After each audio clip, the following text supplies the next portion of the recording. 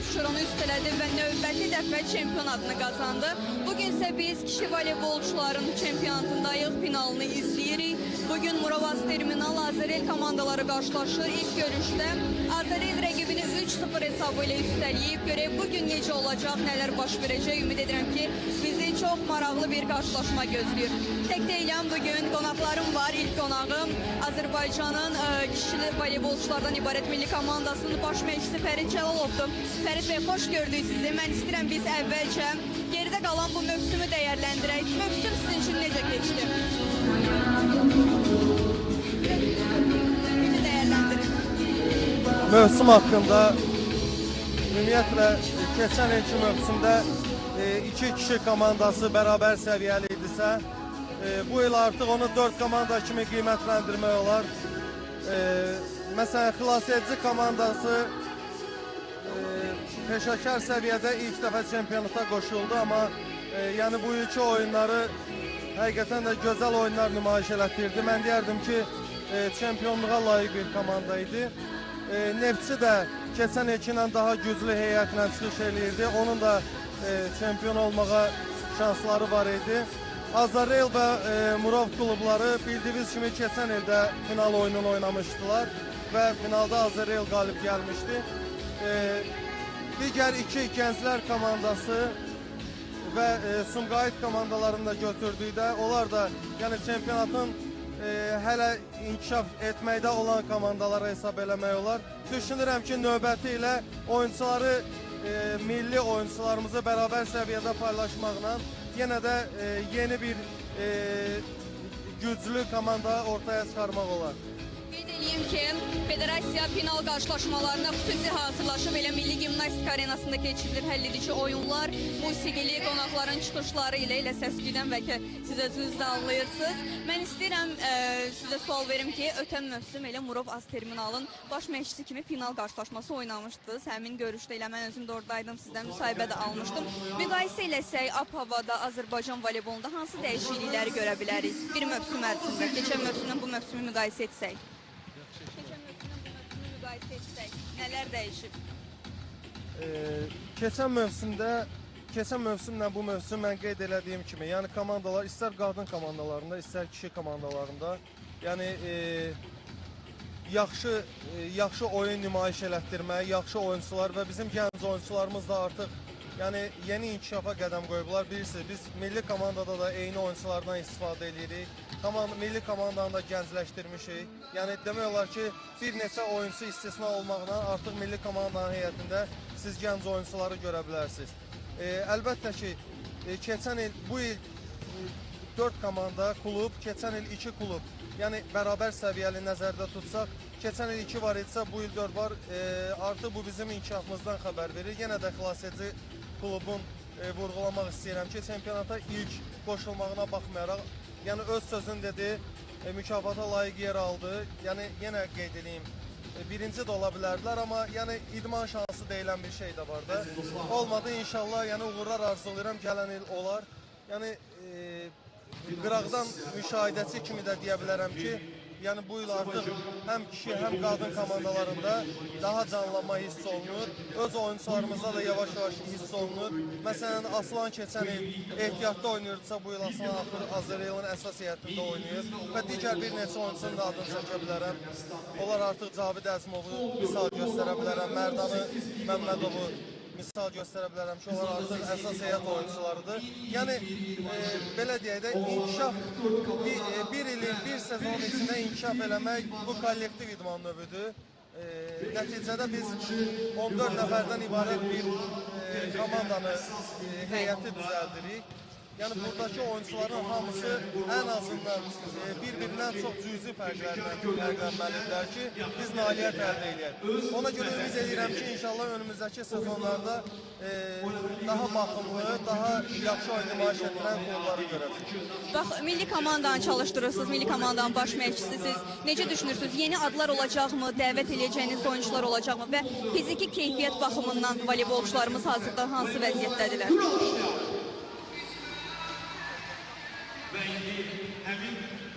Oyuncular bilirsiniz ki, bizim oyunlar inşallah 6 iyun tarixində artıq bizim səfərdə İsveçdə Bəli. bizim səfər oyunlarımız baş tutacaq.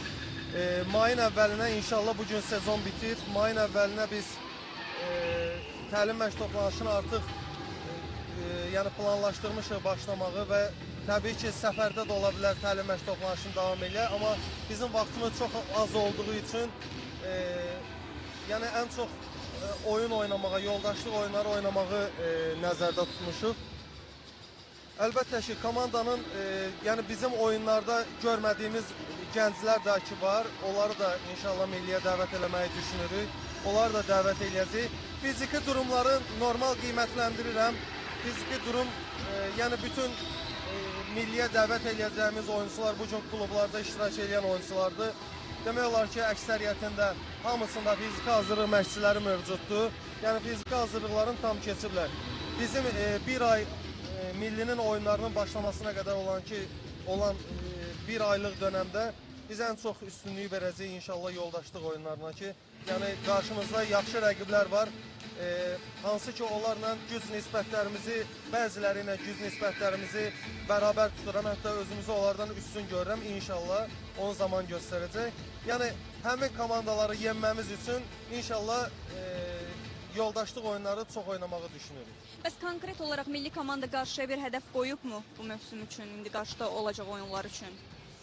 Milli komandanın qarşıdakı hədəfini belə yəni dəyərləndirə bilərəm ki, bizim məsələn Farel adaları, ondan sonra Lüksemburqa qrupumuzda, hansı ki Lüksemburqu indiyə qədər 4 dəfə yenmişik, 2 dəfə yenilmişik. Yenə də hərçənd ki keçən il Qızıl Avroligada biz onlara məğlub olduq 3-2, amma bir məşqçi olaraq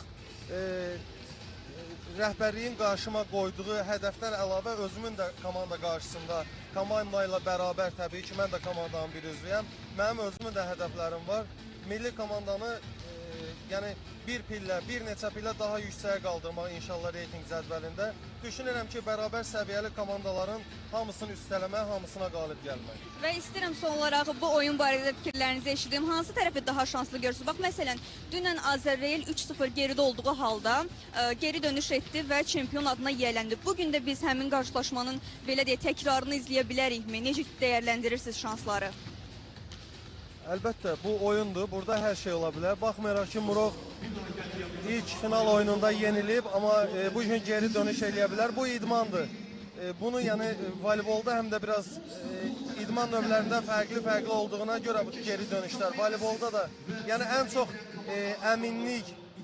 əminlik olmazsa rəqib komandada təbii ki, Murov da çempionat ərzində biz Murovun dəfələrlə Azərreyli və digər klubları yendiyinin şahidi olmuşuq. Yəni bu gün də eyni komandalarda yenə də qarşılaşırlar. Təbii final oyunu biraz daha məsuliyyət tələb eləyir, daha biraz ağır yüklü oyundur, amma düşünürəm ki, Murov geri dönüş eləyə bilər və çempion adını qazana bilər.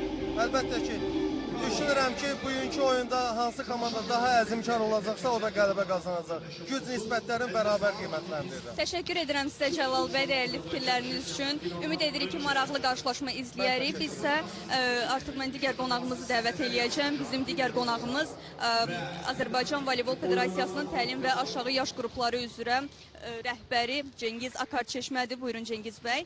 Qeyd edeyim ki, bugün Kişilərin Yüksək Liqasında 2024-2025 mövsümünün final qarşılaşması keçirilir. Daha doğrusu ikinci finalı oynanılır. İlk görüşdə Azərreyl rəqibini 3-0 hesabı ilə üstələmişdi. Cengiz bəy, xoş gördük sizi, xoş gəlmişsiniz. Ab-hava necədir? Voleybol bayramıdır. Siz necə hiss edirsiniz? Merhabalar öncelikle. CBC Spor'a çok teşekkür ediyoruz. Bütün sporu, voleybolu, bütün Azerbaycan'a tanıttığı, Biz teşekkür izlettiği ederiz. için. Ben şunlardan bahsetmek istiyorum özellikle. Öncelikle Azerbaycan Voleybol Federasyonu göreve geldikten sonra talim ve aşağı yaş gruplarıyla ilgili çok ciddi çalışmalar yapmaya başladı. Bununla ilgili ilk eylemi Azerbaycan Voleybol Federasyonu tarafından belirlenen stratejiye içerisinde bulunan talim ve aşağı yaş gruplarına yönelik bir büro oluşturuldu. Ve bu büro yaklaşık bir yıldır çok yoğun bir şekilde çalışıyor. Bu süreçte 3 tane beynel halk kurs geçirdik. Bu kurslar FIVB yani Uluslararası Voleybol Federasyonu tarafından desteklenen kurslardı ve birçok ülkeden katılımcılar oldu.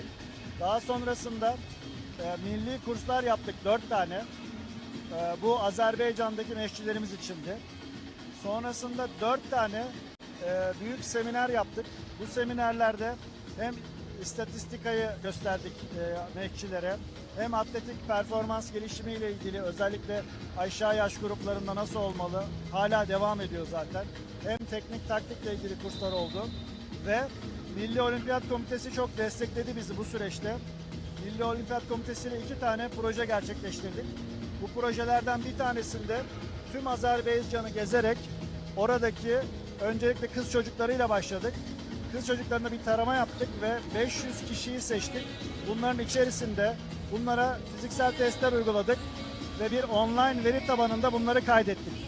Daha sonrasında ikinci projemiz de gene meşçilerle ilgiliydi. Bunları da tamamladık.